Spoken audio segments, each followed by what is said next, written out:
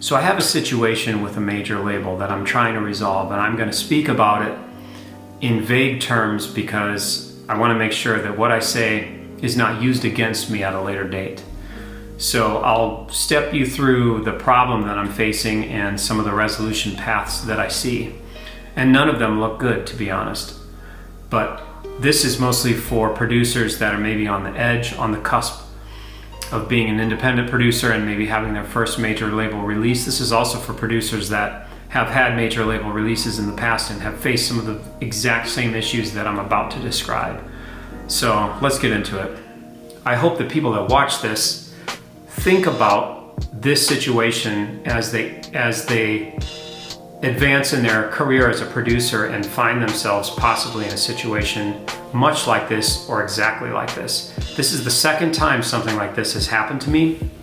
It was a different circumstance for a different release, but same result. A major label released it. We didn't know about it until after the fact. That one was handled in a better way, but it was still not ideal. This one has not been handled at all. And so far has not been handled in a good way because the attorney that we have contacted has reached out 4 times now to the label in an attempt to get this resolved. Over the course of a month and a half now, 0 response from the label. So they're ignoring the email. They can't say that they didn't receive it. They received it. They just are choosing to ignore it. So that's why the situation is a little bit different. Okay, so what is the background? The background is as follows. I am a co-writer with a group of people, various groups of people, where we put out material from time to time in what's called a sample pack. You producers know what I'm talking about. We sell these sample packs. These sample packs come with terms and conditions that are clearly stated with the purchase and the delivery of the product being these song starters, these sample packs. And when they're released, producers buy them and they put beats to them because we don't supply the beat. So another producer will come along, purchase the pack. If he's vibing to a particular track on the pack, he'll put a beat to it. And then maybe he'll pass that beat to that finished composition to an artist. The artist is vibing with it. The artist records to it or decides that they want to take it to the studio and redo it or whatever they want to do. So in this case, I have a pack with 2 other colleagues. We had been selling it, and we accidentally discovered that a major label released a version of what we did. And what I mean by that is an artist and a group of producers, not us, not myself and the colleagues, but other producers, I'm guessing, purchased our pack and incorporated their beat to one of the tracks on our pack, gave it to the artist cut it. The artist may or may not have been on a major label at the time, I'm not sure, but is now. And it was released through the major label, and it had a feature from a household name, had a feature verse from a household name rapper on it. The artist is not a household name, but the featured artist for the rap verse is. And I only discovered this accidentally, and the reason I discovered it was because I decided to take my music that I made in these packs with my co-writers and upload it unlisted on YouTube. The reason I uploaded it unlisted was because I didn't want people to download it. It's far too easy to download content on YouTube. But if you upload unlisted on YouTube, you invoke Content ID. And Content ID will tell you if there's a claim or a match for an existing recording. And the vast majority of what I uploaded, the claims that came back, were from known recordings. So I had uploaded some material in the past that I know was released by a major label. So the claim came through, Content ID was working, it notified me of that, and said that I couldn't monetize it, which is totally fine because I'm aware, well, that's another story. I'm aware of those recordings, let's just put it at that. In this case, one of the recordings that I uploaded sort of randomly emailed me out of the blue, YouTube did, with a Content ID match for something I didn't recognize. And the nice thing about Content ID, will give you the name of the label, and the recording artist, the title, the link to the claimed content, or the content source, which is the match in Content ID.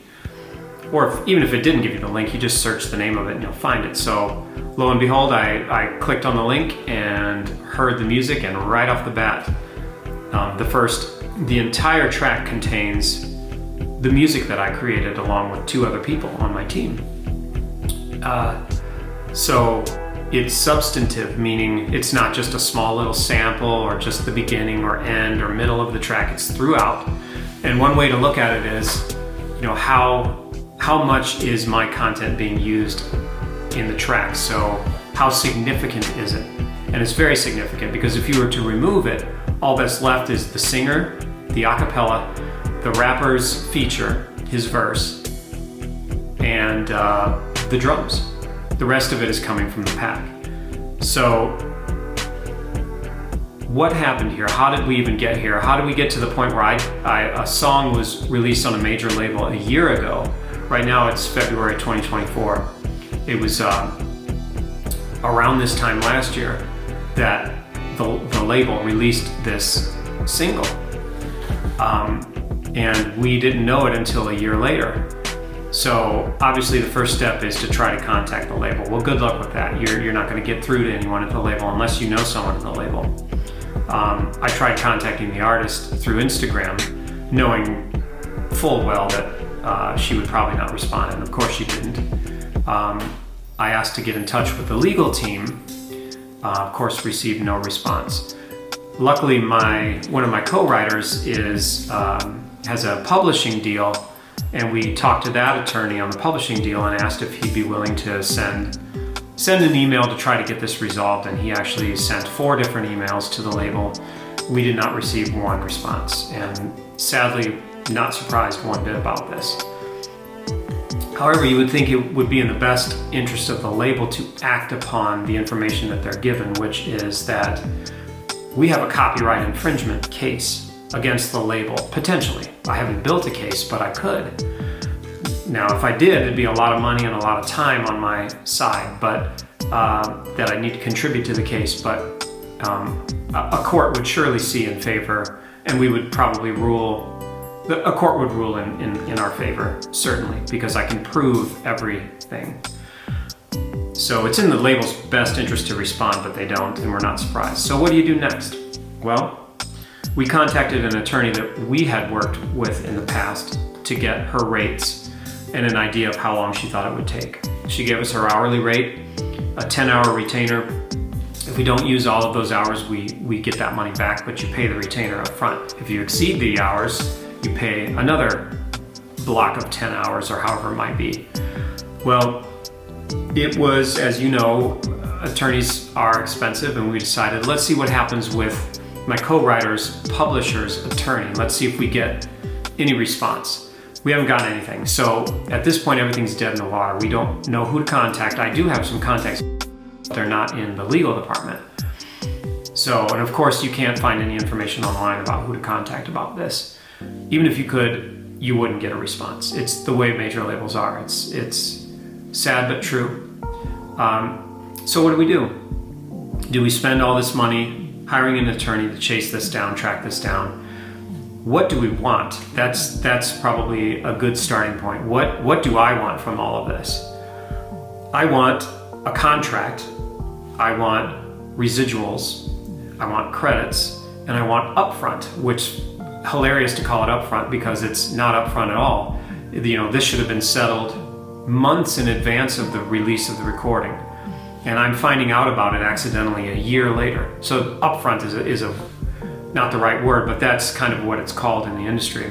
We have maybe a sample agreement that our attorneys would draft. And one thing about attorneys and their fees, they spend a lot of time chasing things down, but all attorneys have boilerplate contracts for various situations. Let's say it's a sample agreement between a producer and a label, which is what this might turn into. They've done this before. They have contracts where they basically take that old contract and replace the parties listed in the contract and maybe tweak a few things and then charge you a boatload of money for it. But the problem is, if we pay more in attorney fees than what we get in the upfront, then I've lost money chasing down this whole ordeal or trying to resolve this whole situation. So one way to look at it is, don't do anything, just let it go. Look, you're on a major label release, you got no credit for it, you got zero payment for it, just let it go. It's not worth your time, not worth the hassle, not worth the money. Let it go. That's one way it could go. I don't like that way. It's the principle of the matter to me. It's the fact that this big label, a well-known music group, has taken my music, our music, without my consent, is monetizing it without my consent. I'm not cut into this deal at all. I was not even informed of it. So it's the principle of the matter to me, more than anything. Sure, the money matters too, but you can't let labels do this to you. You can't let major corporations do this to the small guy. That's what this is about to me, and I'm not going to stand for it. So I'm going to pursue this. Stay tuned for how I pursue this. And like I said, I need to be careful in the way that I speak. I'm not going to name parties. I'm not even going to name the song. I'm going to speak in vague terms intentionally because I know that attorneys on the label side could use this against me if they chose. I'm not going to give them fuel for that fire. So let's see how this gets resolved. I'll keep you posted. Thanks for watching. Stay tuned.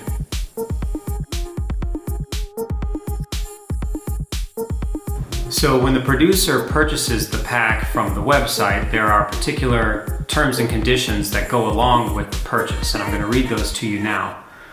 So the question is, at what point do you need to clear a sample when you purchase from the site?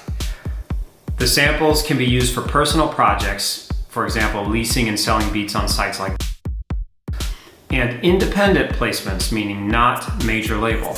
It's not distributed through a major or not part of a major label in any way. Those are free of sample clearance, so we do not need to be involved as creators of the music in that process on your end as the producer, as the buyer of the compositions and the new compositions that you created as a result with the artist. We do not need to be involved if they're independent. But if a beat or a song you created, meaning the producer created with one of our samples, is distributed through or by a major label, clearance terms need to be negotiated between the major label and the creators of the sample, meaning us, meaning myself as the creator and my team. In addition to the producer that used the music and created the beat, the bass line, whatever else they might have added, in addition to the artist that wrote the lyrics, in addition to anyone else that might have been involved along the way, we need to be looped in. These terms and conditions are clearly stated and are part of the purchase. So if they are not abided by, there could be a number of reasons that they're not abided by. One might be, unfortunately in this industry, there's a lot of theft. What happens is someone will buy a pack, or even they won't buy a pack, they'll get it third party somehow, and then they'll resell it on some overnight Instagram site for a fraction of the price of what we sell it for. That happens all the time. These Instagram shops pop up and they go up and go down. Some of them are long-lived, others are short-lived. I won't go into the details of how we try to fight that, but it exists. So maybe they buy it through there because it's cheaper. Or maybe they don't. Let's say they buy it legitimately through the site that they're supposed to buy it through. They could forget about these terms and conditions, never read these terms and conditions. Perhaps they fully understand it, but decide to not abide by it. That could happen. But if they get these samples third party, the terms and conditions, maybe they didn't read it, maybe it wasn't included, maybe it was just WAV files that was sent to them, so maybe they're not even aware. At this point, I don't even care. It's not about how we got to this point. It's the fact that we're here now. This is my point of view on the situation. So I have a decision to make, and like I said earlier, none of the paths forward seem to be, none of them are slam dunks, none of them are real winners. So one of the paths is sort of this grassroots effort where I'm talking about it to you in hopes that maybe something will come of it. I highly doubt that something will, but you never know. Something might. An entertainment attorney might see this and might be willing to take up my case for a fraction of the cost that it would be to go through a commercial entertainment lawyer or something. Fat chance of that, but it might happen. The other option is I have a few entertainment lawyer contacts that I could pursue. One of them gave us her hourly rate and the retainer package. The issue is that when you start going down this road is that you're spending all this money on a lawyer. The money you spend on legal fees or attorney fees could be higher than what you end up getting as a result of making us whole, or making this whole thing right, coming up with a contract, getting points, getting upfront. In other words, just getting paid our fair share and distributing them amongst our team for the work. So that's an option, but we don't know how long it's going to take for the attorney to resolve this. So it could take a long time, it could take a short time. And if it took a short time, that'd be great, because the amount that we got paid on the upfront would probably exceed the attorney's fee, at least to some point. But the way I look at this is I'm going to pay for the attorney with the money that comes in from this record. I'm not going to go out of pocket for the attorney for this. So it's a tough call. It's a judgment call. Will I be able to get more on the upfront than I would if, or will the attorney's fees exceed what we negotiate on the upfront? Now, the other issue here is that we have, in my opinion, a slam dunk copyright infringement case. So, the track has already been released. We have no written agreement. The label, the artist, the producers that are listed on the track, which we are not, are all making money off of this release. We're making nothing off of it. It is a pure play copyright infringement. I can certainly prove that I am the author, the original author of the sample that was used, myself and my team, the three of us. We can easily prove that we are the original authors of the work. So, but that's a copyright infringement case, and that could be a lengthy ordeal and an expensive ordeal from an attorney's fees point of view. So I don't want to do that, but I could do that, and I'm confident that I would win that case. But it's a long process and an expensive one too, so I don't want to do that. The way to do this is probably, and I've been in this situation before with another release, is to hire the attorney, have that attorney contact the label's attorney and work it out. I end up paying my attorney to do it. We come up with an agreement. It's a boilerplate agreement, just with some minor adjustments. We send it over, they redline it, we sign the agreement, we negotiate the terms, the conditions, and the money and the credits. Everyone signs that, everyone's happy, I pay my attorney, I get paid from the label, I see my credits appear on Tidal, Spotify, everywhere else, and we're done. That's it. Now, like I said before, I just need to make sure that the attorney's fees do not exceed the upfront that I would get from the work. So there's a very good chance that the attorney's fees would exceed. So if that's the case, I win in the hole, financially speaking, just to make this whole situation right, which it should have been right from the first place. And like I said before, I only accidentally found out about this release through YouTube Content ID. So thanks to YouTube Content ID, I wish I could have worked with Content ID as a label would work with Content ID. I've applied to that program in YouTube a couple of times and gotten rejected both times because I'm not a concern to YouTube in any way whatsoever. I don't generate enough revenue for them, even though I have a channel with a fairly popular channel. That aside, all I'm trying to do is make this right. I have to pay to make it right, and that's the wrong part about all this. This should have been right from the beginning. I shouldn't have to pay. So that's the situation. I'll keep you posted, but as of now, I haven't made a decision on how we're going to proceed, but I just wanted to lay it all out there so people understand, and we're going to see where it goes from there.